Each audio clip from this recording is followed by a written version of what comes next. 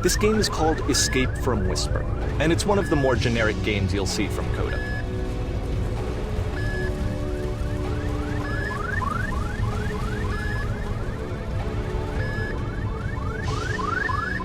You can click to fire the gun.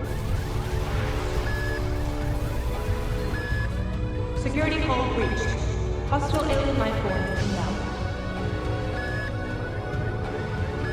It kinda looks like this game was abandoned mid-development. For instance, you have this gun, which you'd think would indicate that there are supposed to be monsters or enemies somewhere, but then clearly there are no enemies anywhere. You can't even reload the gun when you run out of bullets. But ultimately we don't really know. Maybe Coda thought that actually it was complete the way that it is.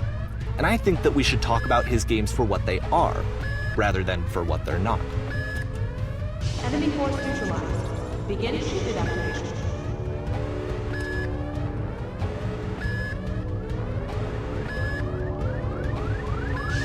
I love how you can see the bottom of the universe from this room.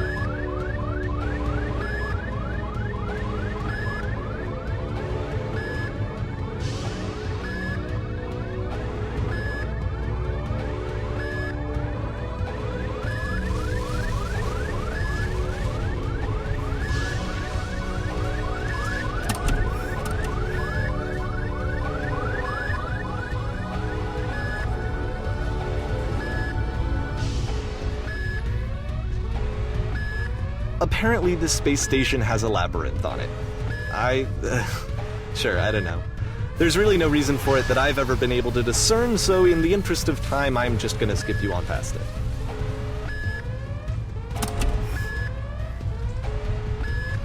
Or, if you'd really like to solve the labyrinth, you're welcome to do that too.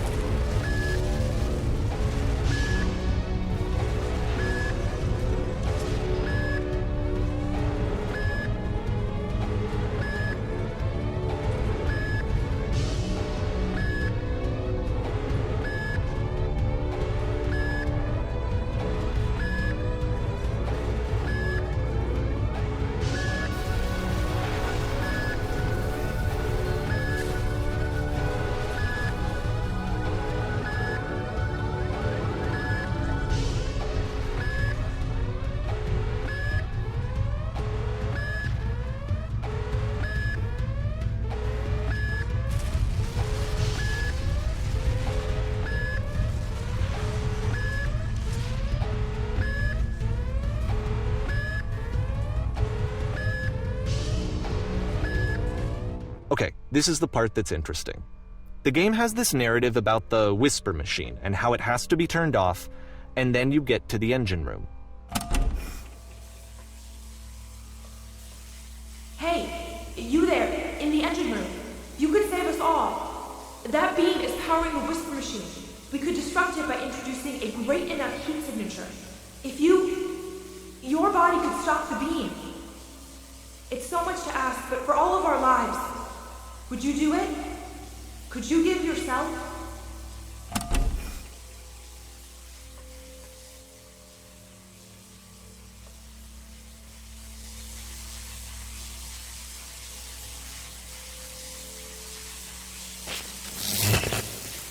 Let me pause here for a second. What you just experienced, stepping into the beam and then dying, is probably what Coda had initially intended when he was developing this level.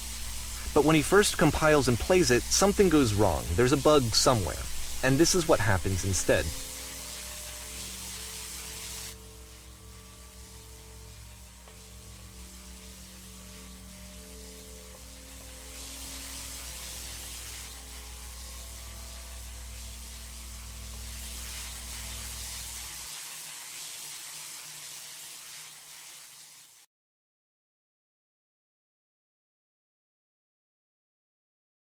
The beam causes you to start floating. And this is an important moment for him. Because yes, this is technically a glitch, but Coda identifies something human about it, like how small it makes you feel in the face of this larger chaotic system. Or this floating could be the afterlife, a peaceful place, juxtaposed against all of the hysteria that you've just had to traverse. I don't even know. I have no idea what he was thinking, but what's clear is that after making this, something lodges itself in his brain. He wants to do more of these really weird and experimental designs.